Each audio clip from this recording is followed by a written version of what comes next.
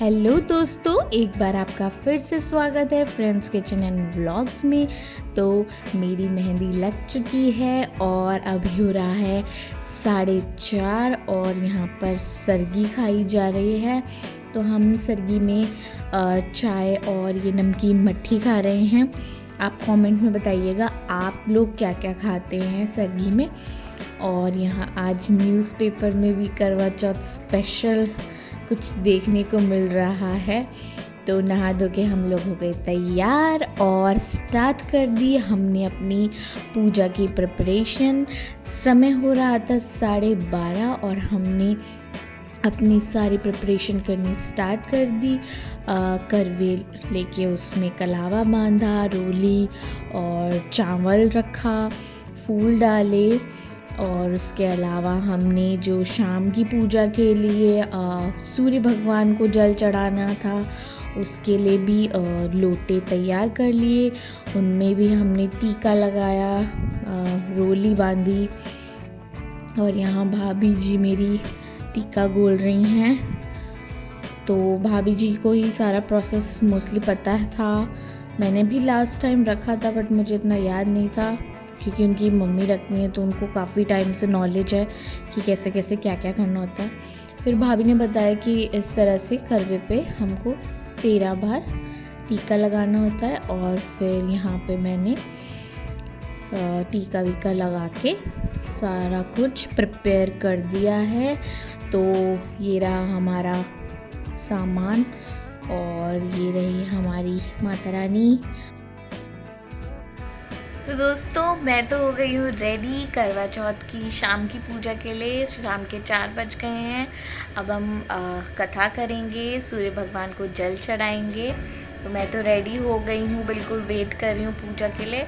और मेरी भाभी रेडी होने गई हैं। जैसी वो आती हैं हम पूजा करते हैं और भगवान को जल अर्पित करते हैं।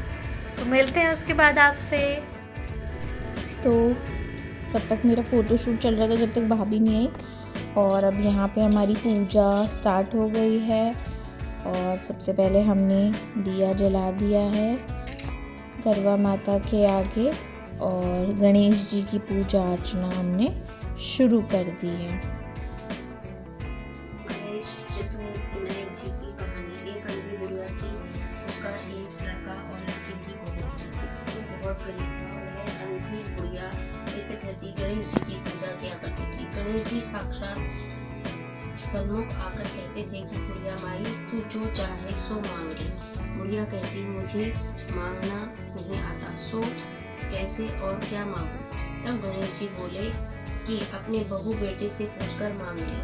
तब बुढ़िया ने अपने पुत्र और बहू से पूछा और बेटा बोला कि धन मांगो और मेरा सबका ही भला हो वह मांगो और अपने मतलब माया दे, निरोगी काया दे, अमर सुहाग दे, आंखों में प्रकाश दे, नाती पोता दे और समस्त परिवार को सुख दे और अंत में।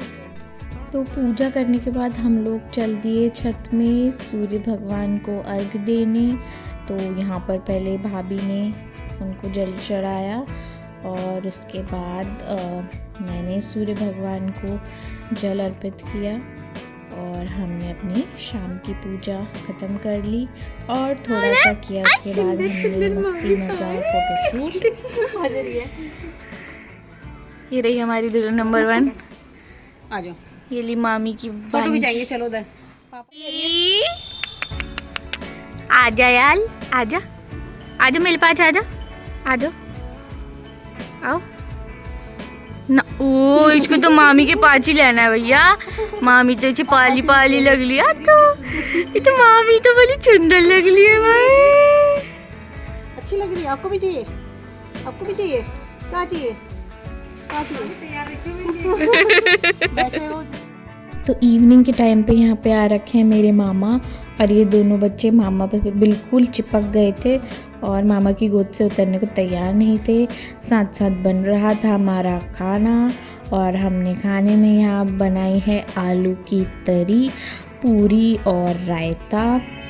और इसी दौरान पता चला कि भाई चांद आ गया है। तो हम सब भाग गए छत में चांद देखने के लिए बिकॉज़ अब तो पानी के बिना बिल्कुल नहीं रहा जा रहा था।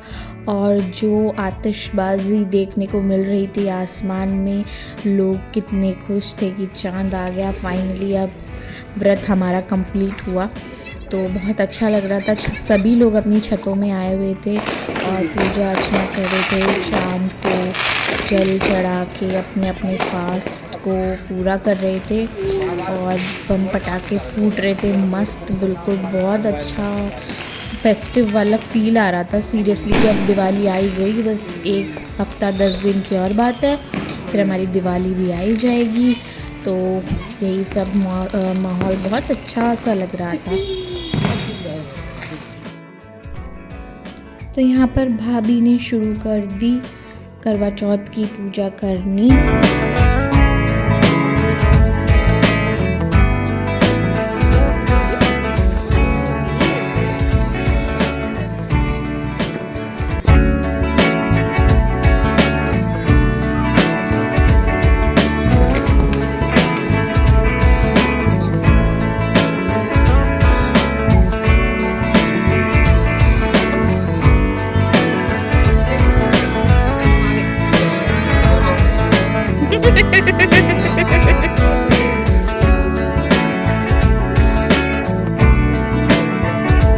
फोटो नहीं खींची मैंने।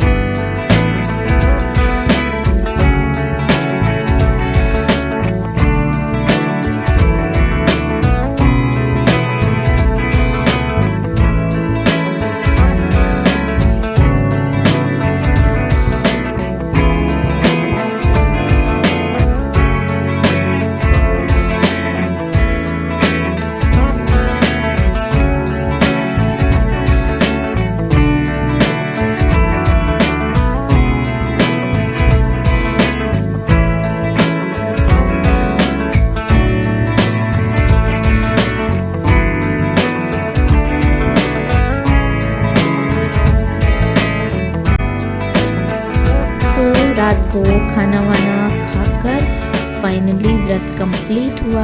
Bye bye, thanks for watching.